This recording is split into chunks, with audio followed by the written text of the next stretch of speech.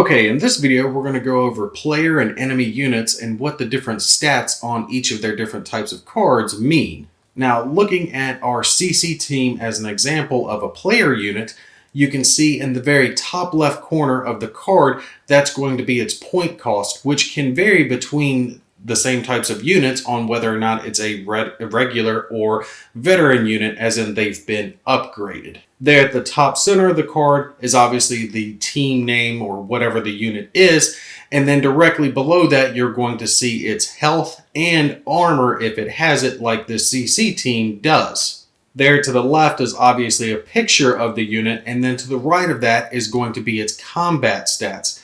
We can see for the CC team that their combat stats are a 4 for their fire, which is their ranged attack, and then a 3 for their melee, which is their close combat attack rating. These are the numbers you're going to use when you're generating success levels in combat. We're going to go over how to generate success levels a little bit later on. Just understand that you're going to be using these numbers when you generate those success levels.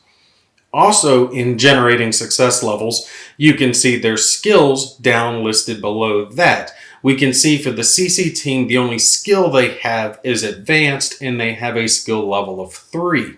Speaking of that, though, when it comes to generating success levels, there are other types of units, specialized units, that can have different stats and different skills listed below. The squad leader, for example, we can see has no fire or melee stat.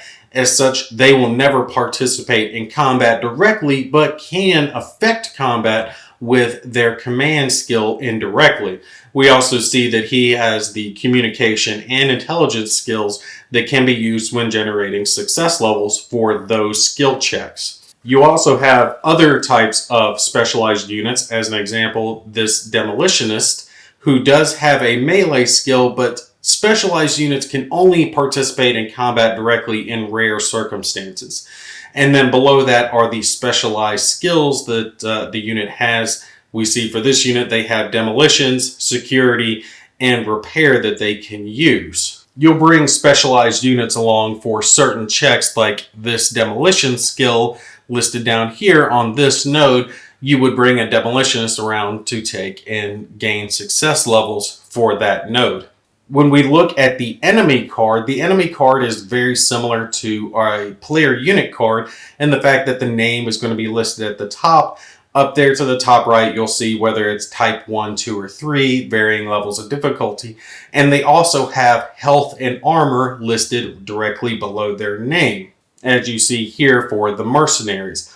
Also, their stats are similar to player stats in that they have a fire and a melee skill that will be used when they generate success levels in combat against the player units. And then also to the right, you will see any special skills they might have that can be used in combat, which is going to vary between different types of enemies. Now, there is a large card for the enemy, which will list down the main type of enemies, a little blurb about them specifically, and then below that you're going to find the range table and any special rules that might apply for that. We're not going to get into the specifics of the range table now. Just understand that this is where you will go to determine whether or not combat is going to be set at ranged or melee. Below that is the enemy presence table, and we had discussed this briefly when we talked about events previously, whether they're A, B, or C. That's going to be a combat event, and you can see by looking at this card that this is where you're going to determine what happens when it's a A, B, or C type event. And you can see it's just going to be a random number generation, which will tell you what type and how many enemies to generate for that combat event.